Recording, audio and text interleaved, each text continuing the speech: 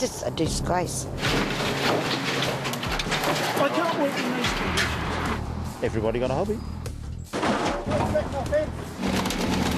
Stay out of their way. To most people, this property could pass as the local tip. It's an eyesore, a real eyesore. But in the eyes of its owner, Adrian, it's a precious collection he's spent a lifetime accumulating. I've been doing it for years, from when I was that high. Everybody is different. Different stuff I collect, that's all. Since 2008, we've cleaned it up 3 times, and that's cost council nearly $20,000. Now, you can't be sure because it's just such a mess, but I think this is the property boundary just here. It's an old bit of fence just literally leaning up against more rubbish. And if I step over the car door there and past these washing machines and an old dryer, even an old video recorder with the remote, there is literally everything here. It's waterlogged. The neighbours tell us it's full of rats, and they've got a real problem with the fact it's no longer inside the property, it's now outside the property as well. Look at his boundary. It's still bringing disease to people living around here. You worried about your property value? Not only that, a lot of rats and all are circulating in the area now. But Adrian's promise to clean up never happened, and today the council is taking action. What do you think you're doing? Hey? Hey, what do you think? Hey, watch out, hey! What are you trying to do? Hey! Hey!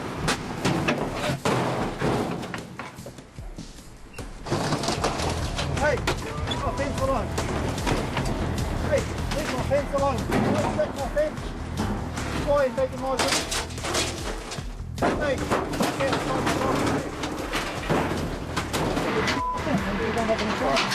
they call the clean up, but it's still stealing in my eyes. He says he's a collector. We're saying, well, collect something else. Matchbox cars might be better. Councillor Wayne Smith from the city of Casey is leading the charge. You can stop this. No, I can't. It's a court order. He's obtained a court order to have the property cleared. That's not the court order. Where's the court order? I believe you've got it somewhere. It doesn't say you can come and steal stuff from it.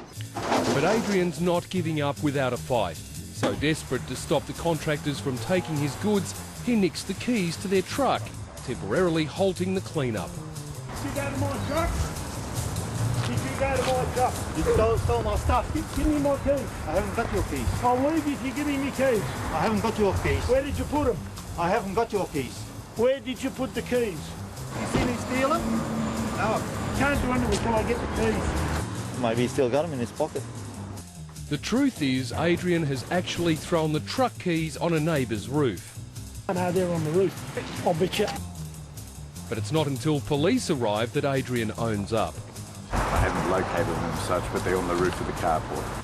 Using one of several ladders in his own personal collection, Adrian retrieves the keys and the clean-up continues. Want them? Thank you. Thank you very much.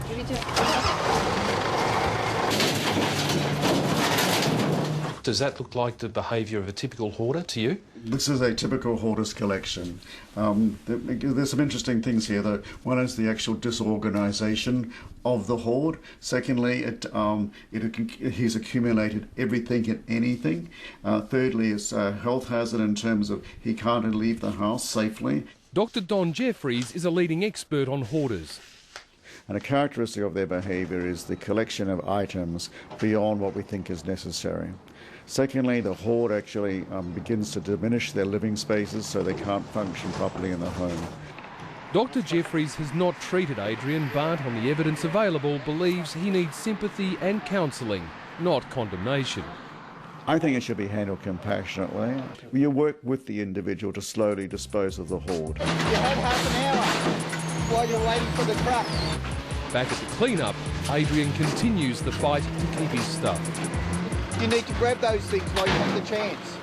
Yes. All right? But you need to stay out of their way. Hang on. With Mr. Woods, the deal was I can get anything I want. You can get anything, all right, so long as you're not getting in the road. I wasn't in the road.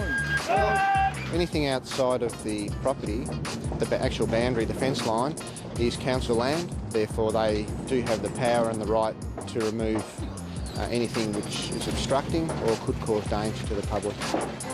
Senior Sergeant Steve Wood has negotiated a compromise for what's turned out to be a tricky situation. So what we'll do today, Adrian, stuff on the council land will go today. Anything that's a particular value, and I don't mean you're going to sit here all day and say that's mine, I want this. Anything that's on council land will certainly be removed and cleaned up today, and anything that is actually within the boundaries will be determined by the courts. No compromise, I reckon they're going to take some of my goods. It's not real compromise. If they want to take me to court, they're going to take me to court, yeah. After hours of clearing the property, this is what remains. A court will decide what happens next. We'll have to go back to court. I think the resident needs to hear it from powers higher than us that this is what's got to happen. What can I do? I cannot afford to go through legal stuff. I haven't got any money.